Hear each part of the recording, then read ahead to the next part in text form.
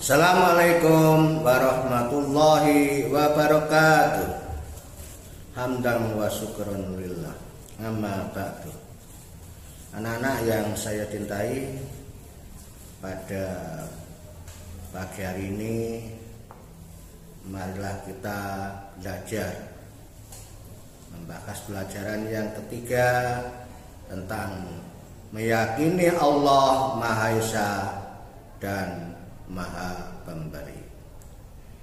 Sebelum kita belajar tentang meyakini Allah Maha Esa dan Maha Pemberi, marilah kita berdoa terlebih dahulu, mohon pada Allah agar ilmu yang kita peroleh nanti dapat bermanfaat baik di dunia sampai ke akhirat nanti.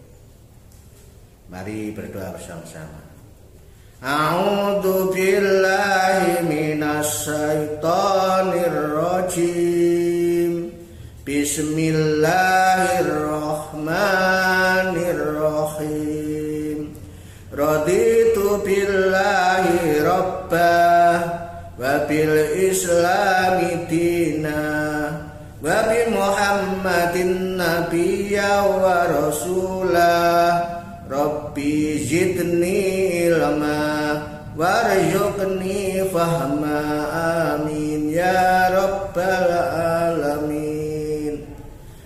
Anak-anakku yang saya cintai, marilah kita belajar meyakini bahwa Allah itu Maha Esa dan Maha Pemberi. Di dalam Asmaul Husna, Allah Maha Esa itu disebut Al-Ahad, sedangkan Allah Maha Pemberi disebut Al-Wahhab. Saya ulang, di dalam Asmaul Husna Allah Maha Esa itu disebut Al-Ahad, sedangkan Allah Maha Pemberi disebut apa Nana? Al-Wahhab. Masih ingatkah anak tentang Asmaul Husna? Apa artinya Asmaul Husna? Asmaul Husna artinya nama-nama Allah yang indah atau yang baik. Berapa jumlahnya? 99. Nah, di antara 99 itu ada salah satunya yang disebut Al-Ahad dan Al-Wahhab. Setiap orang Islam pasti percaya atau yakin bahwa Allah itu Maha Esa dan Maha Pemberi. Saya ulang, setiap orang Islam pasti percaya atau yakin bahwa Allah itu Maha Esa dan Maha Pemberi.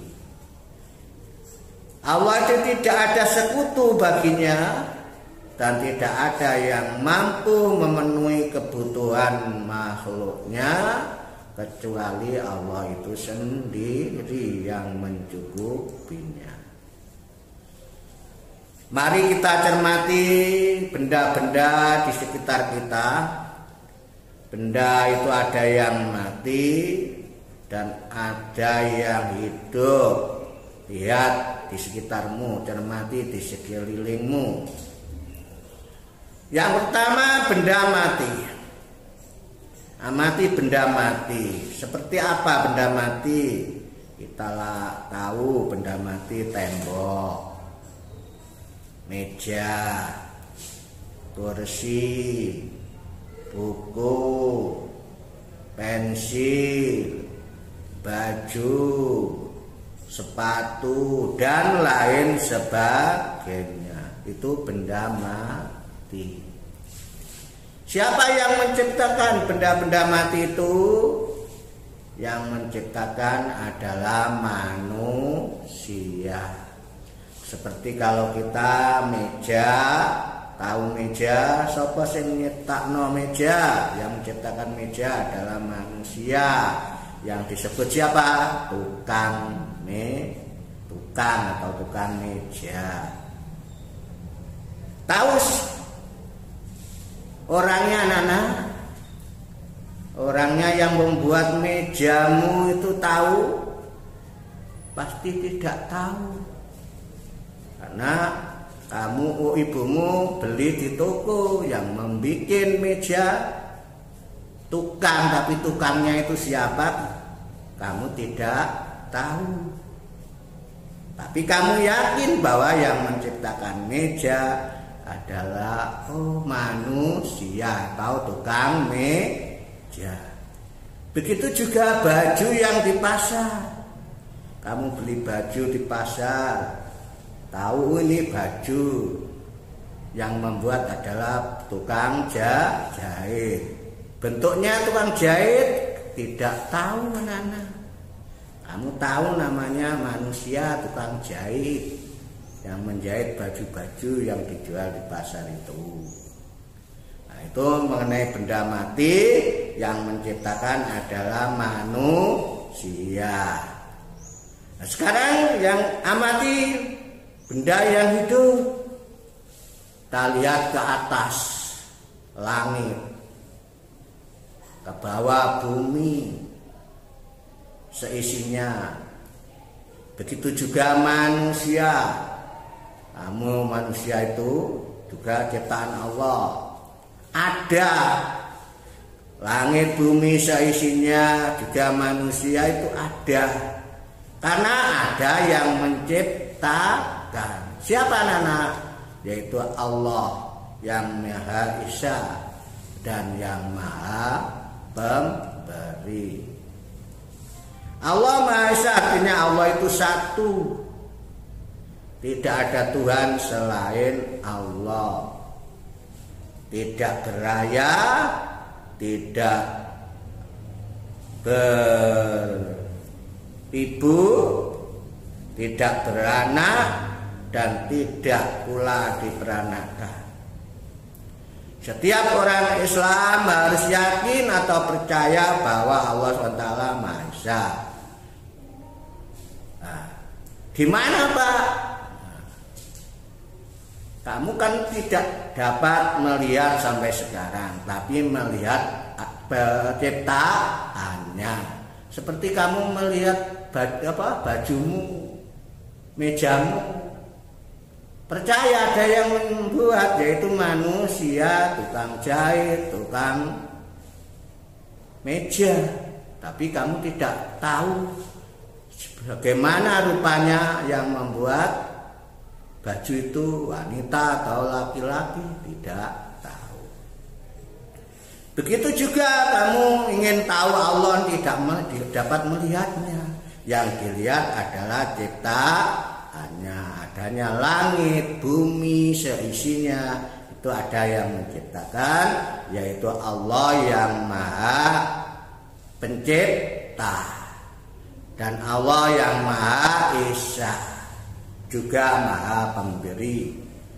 Dalam firman Allah surat Al-Ikhlas, Allah Maha Esa dijelaskan dalam surat Al-Ikhlas yang berbunyi, A'udzu billahi minas syaitonir rajim. Bismillahirrahmanirrahim.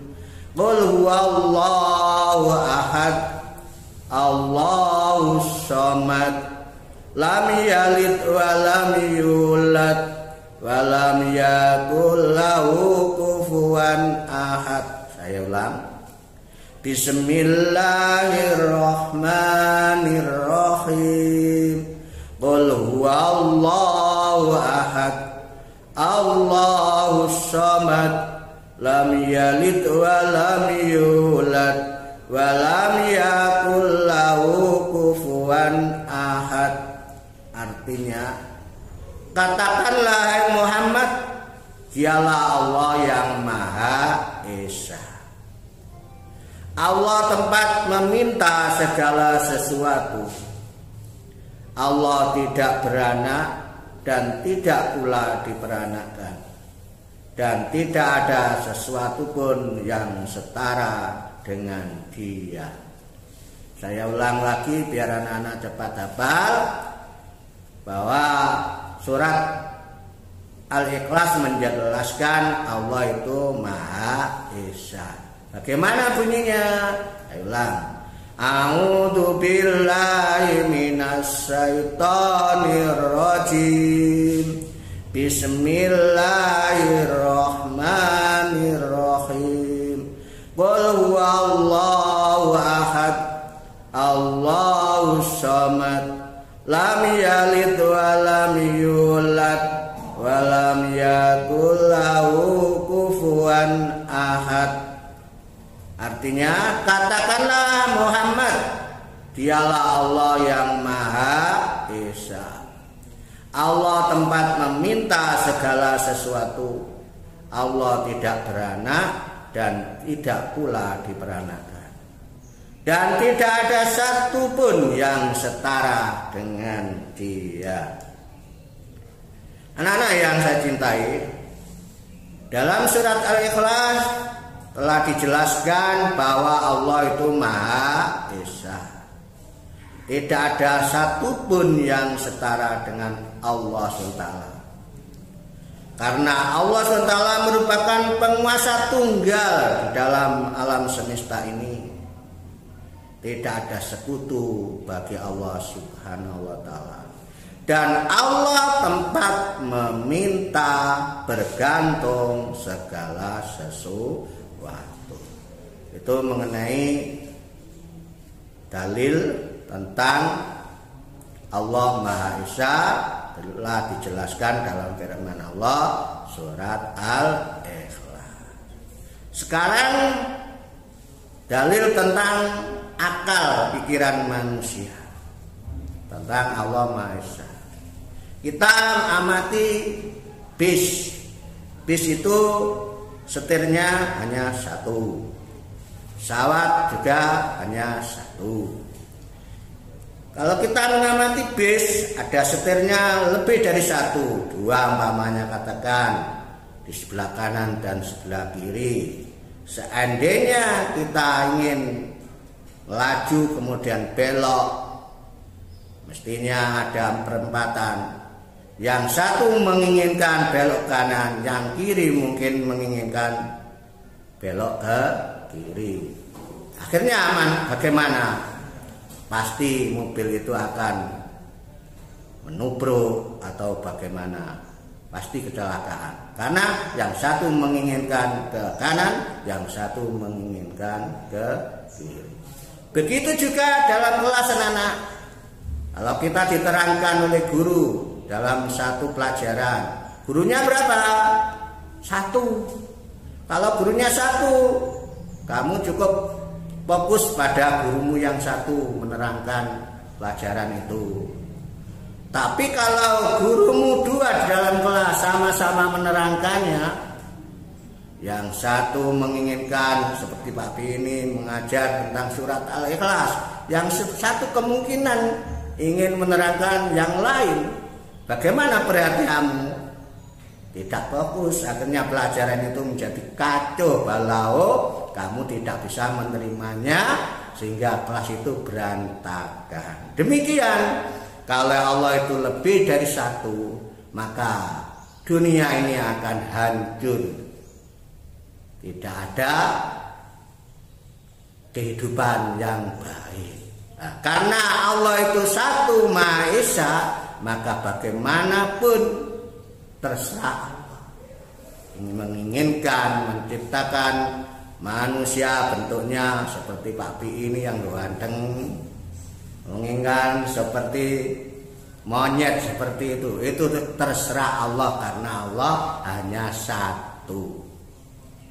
Demikian apa yang saya sampaikan pada anak-anak, mudah-mudahan dapat bermanfaat, dan mari kita akhiri dengan ucapan bacaan hamdalah bersama-sama.